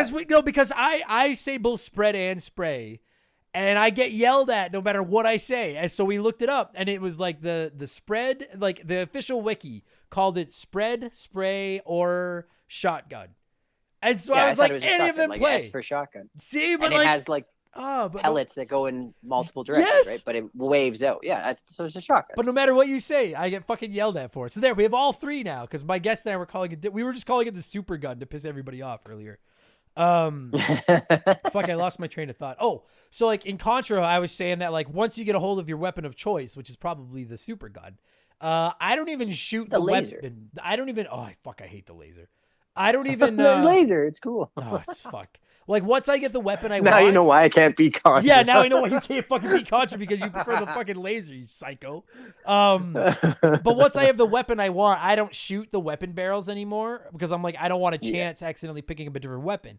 And one thing I was going to say, that's the most frustrating when you're killing an enemy and he has that, like in Ghouls and Ghosts, you're killing an enemy and has that stupid pot and it accidentally bursts. And all of a sudden you go from your, for me, the dagger or whatever, the bow and arrow, if you like that. All of a sudden you go from that to like the hatchet. Yeah, dude. And that happened to me so many fucking times. And it like, not only does it fuck you over on that run, but like the weapons are just in random fucking spots in this fucking game a lot of the time. And you could like accidentally pick up a different weapon. And then or with those fucking weird jumps, like, it's almost like it happens in slow motion because you do one of your stupid jumps where you can't change directions and you see that you're about to land on a weapon you don't want. And I swear it feels like it's like, no. And then you pick up some shit weapon and now you're just basically stuck until you find the weapon you wanted again, which could take fucking forever. It could be completely fucking random.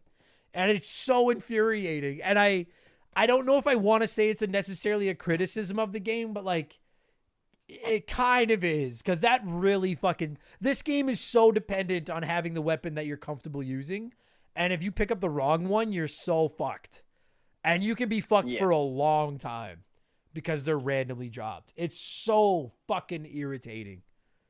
And then I don't know what it's like in arcades, but like in this one, in Super Ghouls and Ghosts on the Super Nintendo, to beat the game, you have to play through it twice. And on the second playthrough, in the last couple levels, you have to get like gold armor and then track down this fucking magic weapon that sucks. Yeah, that's to get the secret ending. Okay. Well, like like on the Super Nintendo version, you can't beat it without it. It'll just keep sending you back to the second last level over and over and over again. And that infuriates me for multiple reasons. Number one, that fucking secret weapon sucks taint. Did you ever get it? I don't remember what it's called. It's like a ring or something. Did you ever get it in the arcade? Yeah.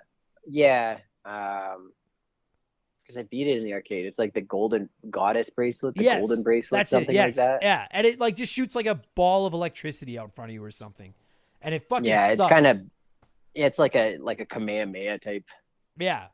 Or I don't know what that is. I shouldn't say yes. Hadouken. That I do know. Hadouken. Well, what was the first thing you said? A command? What? Kamehameha. All your Dragon Ball Z fans are disappointed in you, Adam. Oh, I'm is it Kamea? I'm very quickly becoming the least cool Yeah, guest. you are. Yeah, you're just digging a hole. Is the Kamea? Is that what it's called? Kamehameha. Kamehameha. Is that what Yeah. Dragon Ball Z shoots? Yeah, that's what Goku shoots. That's like his big laser. Which he one's shoots. Goku? Is that the The bald main guy? guy. No, the bald guy's Krillin. He's a Oh, piece fuck. of shit. I don't know anything. I'm like, oh god, I can just Krillin hear. is Butters. I can hear the keyboards typing of people Yeah, fucking I'm yelling doing at me. the South Park crossover. Krillin is Butters. Okay, dude, Butters is awesome. I love Butters. Come on. No, he's wicked. Except he sells NFTs. He's a piece of shit. But anyway, okay. Which I still don't even know those are. Okay, where were we now? What we talk? Oh yeah, so you have to get that fucking goddess bracelet, and not only does that weapon suck, it's triple infuriating because again, if you accidentally pick up another weapon, you've got to fucking hang around until you find this stupid fucking goddess bracelet again, which you can't get without having like fucking gold armor and then breaking open a chest or fucking something like that. And this is only fair because I like this game better than Castlevania Symphony of the Night. Have you played Symphony of the Night? No. Okay. I like this game better than Castlevania Symphony of the Night. And when we talk Symphony of the Night, if we haven't already, I don't know what order these episodes are going live on. I'm going to shit on the fact that in Castlevania Symphony of the Night, there's an entire second castle hidden in the game that you would never find. Like I could see how you could, like, I beat the game and didn't even know there was a whole second castle to play. And I'm not going to get any further into it than that. We'll talk about it on Symphony of the Night. But if I'm going to shit on Symphony of the Night for that, then it's not fair for me to not shit on Super Ghouls and Ghosts. Like, the instruction book tells you about the goddess bracelet, but it doesn't tell you necessarily how to get it or that you need to beat the game with it or anything like that. I ended up looking it up online, and I was like, what a stupid fucking way to end a game that I love so much. To technically beat the game, you've got to find this magical weapon that you need to have magical armor on first to get. Then there's only a certain percent chance that the chest will even drop it. Then you have to beat the game with it. And if you accidentally lose it, you still can't beat the fucking game. Oh my God. And this is why Adam didn't beat the game. That's it, dude. It is because because like I can get to the level. See, there's 7 levels in Super Ghouls and Ghosts, and you have to beat them twice. And I can get to the boss of level 7, and if I don't have to use that stupid bracelet, I can beat him with my eyes closed. But when I have to use the bracelet, I can't fucking beat him. And it makes me so mad. And I'm like, why would you guys do this? Like, to all you fucking nerds, I know Capcom listens to my fucking podcast. Why would you fucking put this behind this stupid, useless bracelet? It makes me so fucking mad. Oh. I'm sorry. It fucking sucks. Because I can't beat it because of this fucking thing. Are there checkpoints in the arcade one? Yeah, kind of like just the levels. It was just the levels, not really like a checkpoint. Like okay. Finished a level, I think. Like then if you died, you had to start the level over. Oh, okay. Like in Super Ghouls and Ghosts, there's a checkpoint halfway. And there might have been. I don't remember. Oh, it's a godsend, dude. Like, because you get to that that halfway point, even if you if you run out of lives and you have to use a continue, you continue at that checkpoint. And you continue with and you continue with whatever weapon you had. Which that's sweet. That's pretty innovative for a game from that time. It sure is. It just, like Contra, you died, you started over again, even if you were continuing. That sucked. It's just like it is innovative, but it also makes me ask, like, what's the point of lives and continues? Like I like lives I get, but like why make me like I die. I'm pissed off at this point. I'm raging, and then I have to go like to the continue screen, hit start, let it load up, and then it'll put me back at the checkpoint with the fucking weapon I had, just like if I had just died and used another life. So I'm like, why even use continues? Arcade money. I guess so. It's just fuck. Oh, it was fucking infuriating, man. Fuck me. I don't know what else there really is to say, man. I forgot about the magic spells with the armor. Like, I don't know if it sounds like I'm just like, if we're just sitting like Tyler's not. I don't know if I sound like I'm sitting here shitting on this game, but like, despite the fact, loved it. Me too. Like, despite the fact that this game makes me so fucking angry, I just couldn't stop playing it. I became obsessed with this fucking game for a while, and I get it. Like, I really get the hype. Quite frankly, like, have you played the new one, like the new Ghouls and Ghosts Resurrected or whatever it's called? No, is that the one that was released on the Wii No, they released one on or like brand one? yeah, Brand new. there was one released like last year on like the Switch and PS4 and stuff. No, I've been playing a ton of BioShock. I should go back. Fuck yeah. I have a BioShock, full-blown BioShock fetish. I love that fucking game. Oh yeah, we talked it's about so that good. game. You were the guest Yeah, on that we did. episode. I Yeah. love that game. But I want to play the new one of these. I've been playing the third one on my PC. Oh, how do you? Okay, I'm not going to change the fucking topic again. I was going to ask you what you think of Infinite, but we'll talk about that off the air. Yeah.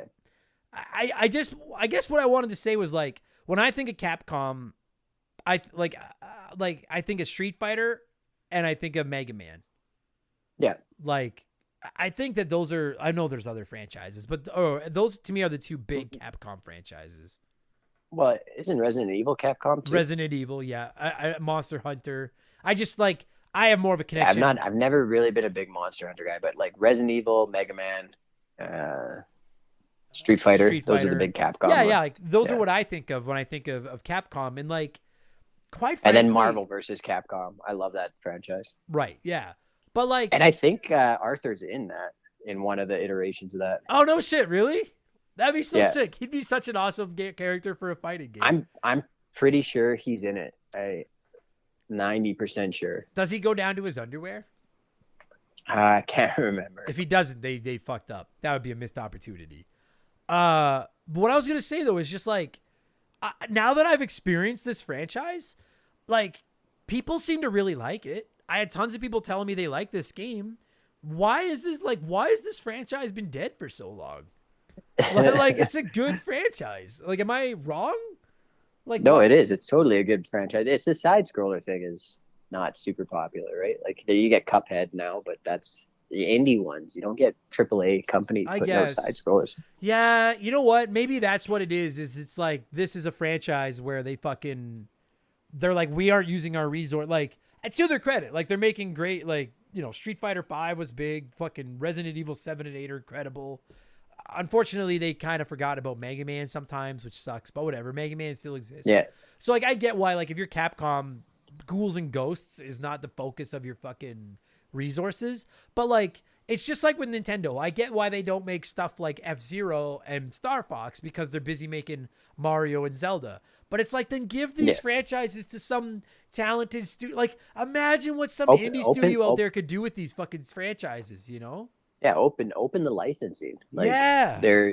You'll get some crappy titles for those open license games, but you'll also get some great ones. Yeah, there's a couple companies that have done that, and I'd say it's more positive than negative. Yeah, dude, I guarantee you, if Capcom did nothing other than to like put out like a for lack of a better term, like a casting call for like indie game developers. And they're like, hey, did you grow up playing Ghouls and Ghosts or Ghosts and Goblins, whatever? They're like, come on, we want someone to make the next one. And you would get people that grew up obsessed with these games being like tripping over themselves to make one. And I guarantee you they'd make a fucking masterpiece. And I just wish that this franchise hadn't gone so long between entries. Cause like, I'm looking right now, so in 2006, they made Ultimate Ghosts and Goblins for the PSP. And like, I got love for the PSP, but like, okay, whatever. And then they made 2 iOS games in 2009 and 2010. And then that was it until Resurrection. And like, so I'm praying Resurrection is like actually a resurrection and not just like a one-off. Like, bring this fucking franchise back, you know? I agree. And he does go down to his boxers and Marvel versus Capcom. Does. Fuck yeah. Yeah. I want to be him for like Halloween and just go to a party in just a pair of boxers with like a knight's helmet and like a fucking bow and a lance. You need that big lance. And a lance. Yeah, exactly. That's it. Yeah. That's the iconic look. It is, right? It really is. I love this fucking game. I just want to say to all of you out there that are on me that like voted for it. I don't know if you voted for it because you were like, oh, this game's sweet, or if you voted for it because you're like, this game will piss Adam off. But like, it did both. I do think it's sweet, and it did piss me off. But like, as a Super Nintendo diehard, I always thought the best Super Nintendo game that I've never played is ActRaiser. Have you played ActRaiser? Which one? ActRaiser on the Super Nintendo? No. Okay. I get shit for not playing that one all the time. And I'm like, I never thought that Super Ghouls and Ghosts would be like one of these games that I was like, I gotta play this fucking game. But now I've played it. I'm like, this is one of the best games on the Super Nintendo. And quite frankly, if they released like an arcade 1-up cabinet of these games, I'd be pretty tempted by it because I like them so much and I can't throw an arcade cabinet. So I won't break my controller. You could try. I could try. That sounds like a great way to fucking experience these games. Have you got anything else? Like, did we miss anything? I think we're done. I got nothing else. Favorite boss? Oh, do you know one? It sounds like you've got one ready. I need a minute to think. Well, so it's all of the like main like ghouls, the main ghoul bosses. They all had like 2 faces, one in their stomach or like crotch region. I thought that was hilarious. That's it. So that like all the other bosses kind of pissed me off and were frustrating to fight, but the ghouls, like the big, hulking ghouls, I just thought it was funny that they had like I don't know. They would suck to be the bottom head and they'd be in the crotch. I'm trying. You know what? You want me to shoot fire now from the crotch? All right, here we go. Did the one you play in the arcade? Did it have the 3-headed dragon that would actually turn into 3 dragons? The Hydra. That was my favorite one. Like because he looked so rad. Cool. Yeah, and I thought he was easy to beat, which was dude. That's one last thing I wanted to touch on. Actually, speaking of the bosses, I actually found the bosses surprisingly easy by and large compared to the levels themselves. Like I felt like right? And it was almost like it was the game being like, listen, we know you've been through shit for the last 20 minutes. Take a breather. Like there were than the final boss, and only because I had to fight him with that stupid bracelet. I didn't have any trouble with any of the bosses in this game. I'd say the centipede looking motherfucker I had some trouble with. Which one's the centipede? The one that kind of he's like a big skull face dragon tail thing that wraps like in a sea around you. Oh, dude, I found him to be, I guess maybe an arcade to be harder. Like I was working that guy because I figured out where to stand, and then I just had to jump like once or twice. But I thought he looked super fucking cool. Yeah, I know exactly who you're talking about. And he would like go in a circle around you like really fast. And then take off. I just remember having a lot of trouble with him. Yeah, he was a cool design. But yeah, like I found it like frankly refreshing because I'll tell you, dude, nothing irritates me more than a really difficult boss fight. I don't know why. If it's a really difficult level in a game, I can get past that, but a really difficult boss fight fucking drives me insane. I don't know what it is. Maybe that's part of why I'm scared of Dark Souls as well. But I don't know. Because it's all difficult? Because it's all difficult. There's tons of these fucking boss fights. And just anyway. I just know it's going to fuck me up. That's all. Well, that worked okay. Like when you said, you're like, well, I haven't played Super Ghouls and Ghosts, but I played it in like the arcade. I was like, fuck, I wonder if we're talking about the same game. But it sounds like they're pretty close to the same fucking game, which is sweet. Yeah. I think they're pretty much identical. Yeah, it sounds like they are. I love this fucking game. Okay, so we got to score this thing. So I wasn't sure what to score it out of, but I was thinking like I have probably died in this game at least 999 times. Okay. So let's score it out of 900. No, that's lame. This is better. You played it in the arcade, which cost 25 cents. Yeah. So let's score it out of 25. Let's go with that. So if you were going to score, I don't know what to call it because I don't know which one you fucking played, but we'll say Super Ghouls and Ghosts. If you're just say Super Ghouls and Ghosts. Yeah. If you're going to score Super Ghouls and Ghosts out of 25, what are you going to score this thing? I'd give it a 20 out of 25 for the $20 of Lee's money that I spent. Poor Lee. Yeah, fuck yeah. Yeah, you know what? I know it's lame to just agree, but like, yeah, I'd probably go with 20 as well. I want to go higher, but that fucking bracelet thing drives me fucking insane. I think that's stupid. And then like the jumping only in one direction, especially if like in Mega Man, other games and titles at the time, you could jump in multiple directions. So that's a little frustrating, and like some of the weapons pissed me off. Like I hated the hatchet. I hated the hatchet fucking sucked. Where it like did the spin when you fucking threw it. Oh yeah. So there's a few weapons I freaking hated. Yeah, but like I liked the music. I liked how spooky it sounded. Like for the most part, all the bosses were really fun. Everything. It was a good game. Yeah, it is. It's a really good game. I'm thoroughly impressed. Admittedly, fucking 10 times faster than I ever expected this fucking game to be. So, yeah, agreed. I like this game a lot. And thanks for doing this, buddy. I I'm torn on if I want to take back the coolest kid on Remember the Game. I'll let the fans decide. When people listen to this episode, after everything we just went through and Tyler talking about what people wear under their armor and fucking playing StarCraft on his fucking computer and all the nerdy shit that he said. Pump the brakes. StarCraft is cool, okay? Oh, yeah. Yeah, so am I, Tyler. Fuck me. Yeah. Well, you guys decide whether or not Tyler's fucking cool. But whether I think you're cool or not, buddy, you're a good guy, and I appreciate you coming on the show again. I appreciate you talking Ghouls and Ghosts. And just before we started this podcast, you and I were talking about recording another episode, and I'm not going to say what game it is, but because we both need a bit of a refresher before we record it. But it is a game that you guys have all been asking for a very long time. What else can we say about it that won't just give away what it is right away? I thought it was more obscure than it is. Like I didn't think anybody else had played it. I thought, same here. Yeah, same I also here. thought it was like a Japanese thing, and it turns out it's from North America. So yes, so it's a North American mascot and a very weird NES game that I didn't think anybody wanted, but apparently a whole bunch of you want. So it's Fido Dido, the 7-Up game. That guy sucked. That guy was just that fucking shitty 7-Up guy. He was just like a rip off of Doug. Yeah. Or no, Skeeter. He was like Skeeter. Skeeter, yeah. But Skeeter was like way cooler than that fucking guy. Fido Dido did have a video game on the SNES too. What a fucking piece of crap. Anyway. Did Skeeter have a video game on the Super Nintendo? Was there a Doug Super Nintendo game? I don't know. Doug? It feels like there probably was. No, what was now it? They know. Doug? Now they know what we're talking about. Doug. Yeah, we're talking Doug. No, it doesn't look like Doug had a fucking Super Nintendo game. That's crap. How did Doug? No, wait. Here's box art for a Doug Super Nintendo game.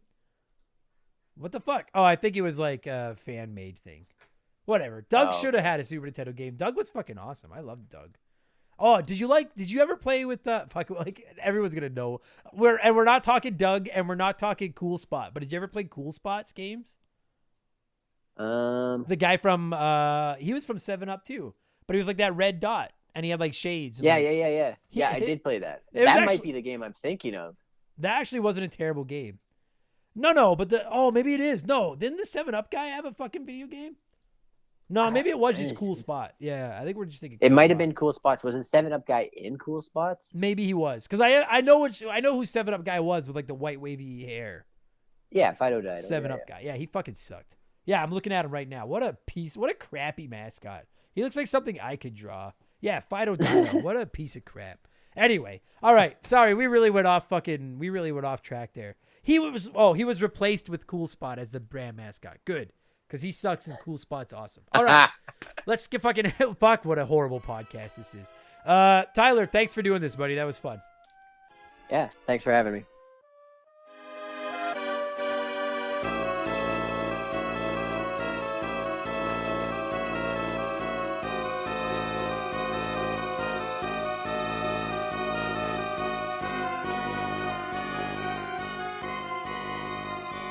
And that's going to do it for this week's episode. Tyler, thank you so much for giving me a call and talking ghouls and ghosts. And to every single one of you geeks listening, whether this is episode 1 or episode 181 of your Remember the Game experience, thank you so much for the support. I really, really appreciate it. Hey, if you enjoy what we're doing, maybe consider supporting us on Patreon. And I know it's fucking like cliche to ask, but like it's only $2 a month to start. There's other tiers if you want more stuff, but for $2 a month, you can get 2 additional podcasts every week, plus instant access to almost 200 bonus podcasts. Plus you can write in and play one, remake one, erase one, and all that stuff. You can DM with me. I'll give you a shout out. Our Discord's got over 400 members or something like that now, and you can fucking join that as well. I don't still entirely understand what Discord is, but I know it's very popular and we're in there. All kinds of good shit for only $2 a month. And don't forget, 5% of our Patreon gets donated to the Stollery Children's Hospital at the end of the year as part of my Extra Life campaign. So you're throwing a couple of bucks at the kids as well. Patreon.com/rememberthegame if you are interested. I have a P.O. box. If you want to send me a letter, a postcard, or something, I'll send you one back and we'll be friends. You can find the address at rememberthegamepodcast.com. And don't forget to check me out over on the old Twitch box. Look for Remember the Game over at twitch.tv. Not Remember the Game. Remember the Game. twitch.tv. I get on there every Tuesday night and then just whenever else I can during the week. And I love chatting with the community, and it's usually a lot of fun. So that'll do it for this week's episode. I'll be back tomorrow for our Patreons with expansion pass number 94, which will be my Halo Infinite campaign spoiler-free review. I'll be back on Friday with our next episode of Game Patch, where we look at all the biggest news in gaming. And I'll be back next week with a whole nother juicy smorgasbord of video game podcasts, because that's all I fucking do with my life. I'm going to shout out some Patreons now and move on. Take it easy, everybody, and I will talk to you all again soon. Cheers. Goodbye. Remember the Game is brought to you by our Patreons. I couldn't produce all the content I puke up every week without all of your support. The following people have supported us at the junior executive vice president level or higher at patreon.com/rememberthegame, and so I'm contractually obligated to stumble through all their names at the end of each episode. A huge thank you to Dave, Makeshift Mallow Money, Joe Buck, Sharonic, Andre, Stupid Monkey, Michael Mathis, Joshua Shenfield, Jeffrey Mathis, Keegan, his Stupid Arrow Handle, James Clark, Dave McGee, DNA Gaming, Slick Rick, Doug Dorn, Charlie Madero, Scott B, Andrew Wright, Gary C, Kate Roberts, They Call Me Badger, Jordan, Fraser Burns, Lil Bunny Fufu 89, Angry Ticks, Dave Thompson, No One Cares, Tin Smasher, Wyman Brooks, Scott Brooks, Leon K, Stitch, Aaron Lawson, Matt McLean, Brian Ransom, Miles from BringBackRetro.com, Nathan Tremblay, A-Town, Andre SJA Flash, Tom Kite, Geek Life Radio, Morgan, Zane Donovan, Adam J, Ryan Kinchin, Mike Maloney, Christopher Russell, Very Cool Dude, Tim Rial, G9PSX, Tim L, David Schnatter, Silver Grunion, Raging Demon, Poops Loomis, Dana Wucherall, That One Kid Nick, Mad Shibs, Mercury 869, Derek Jane, M Felf, Kayfabe 5150, TK Donkey Kong, Wolfgang Darren, Seriously Ron P, Sam Wright, Andy Hudson, Mega Man 2 OG, Good A, Dane, Chris Copland, GC Freak 898, Doogie, Matt McLean, Pizza Power, Too Loud for the Crowd, Trevor Sevenoaks, Ryan McCowan, Paul Zoe, Wolf Magic 21, Johnny CCDC, Joel LeBlond, Carmichael Nicholas, Squints, Tent Sparkster, Omega 88, Nathaniel Shelley, Explode Processing, Chowdy Loudy, Dan Wagner, Candido, K-Cuz, Titan 420, Jose E. Marco, Scarlett, Oprah's Iron Fist, Adam Fair, Russell Aldridge, Chris Dory, Classic Crusade, Karth from KOTOR, Chance McCoy, Hammond Egger, Jeff Bergeron, Ian Watts, Joe Kirby, Captain N, Owen the Game Furchuck, Game Nomad Misi, Daniel, Astro Alpica, Stu Bergeric, Eden Awaits 1981, Tunable Power, Swanee, Tom Danks, John Woodruff, Inhuman Sumo, Chalupa Cabra, Rocker Dude, Mikey NL83, Just a Fish, Bagalazino, Noop Q, Scientific Wonder Penis, Beth, Strife 89, Liam, Denzalo, Spicy Mortician, Eric Shavinius, Holmes, Ryan Gibbons, Zach Shepard, Chris Dickin, Jay Hampton, Dylan Flora, Jackson M, Matthew D'Amico, Daja 1K1T, Clayton Robertson, Frosty Feet 492, Britt O'Neill, all the good names were taken, Hulk Hogan's brother, Chris Larkin, Austin Cook, Kyle Shreve, Matthew Salmon, Elijah Burns, Nicholas Kulik, Also Lot of Woe, Stephen Parnell, Jolt Addict 21, Aaron Price, Meat on the Bone, Dakabai, Tomicus, Sean Dillinger, Justin Zabraki, Frozen Interior, Ray Sen Wantongo, Brandon Basham, Zach Coiner, DBXJ, Ryan Shimmick, Jameer Williams, Jared Pierce, Steve Dalp, Lone Cart, Gannon144, Phil McCracken, Double D, Sid's Good Leg, Trav H, Mizuru, Declan McGarry, David Marcus, Dagger Disaster, Juris, Dr. Mario, Vaughn, Jordan Salm, Burnout Doug Keeney, Scott Graham, Tyler, Brad Levrin, Aaron Kedvis, Dissect That Film, Phil Lencher, Breadcrumbs, Spencer Whitledge, Illegal Amigo 69, Ruben Elizald, Eric James, Tom Arkley, Riley Turvey, Nick Amos, Thomas Childs, Big Sum 1, Sean Turner, Bill Kirby, Lucas Pico, Andrew Pritchard, Ben Paul, Junkyard God, Triforce Tony, Two Bros Winning, Laces Out Dan, Jonathan Everidge, Adrian Mad Dog Counting, Brad Beardsley, Spazzernut, Dabs All Day, William Main, C-Spin, Thomas Smith, Prince Pinchin, and Ian Kag. That might be the best one I've ever done. I only fucked it up a little bit. God, this list is getting long. Thank you all so much for the support. If you made it all the way to the end, just tweet at me and just say Purple Monkey Dishwasher. And then I'll have known you made it all the way to the end. All right? Tweet at me at @memberthegame. Thanks a lot for the support. You guys are the best. Talk to you again soon. Cheers. Goodbye.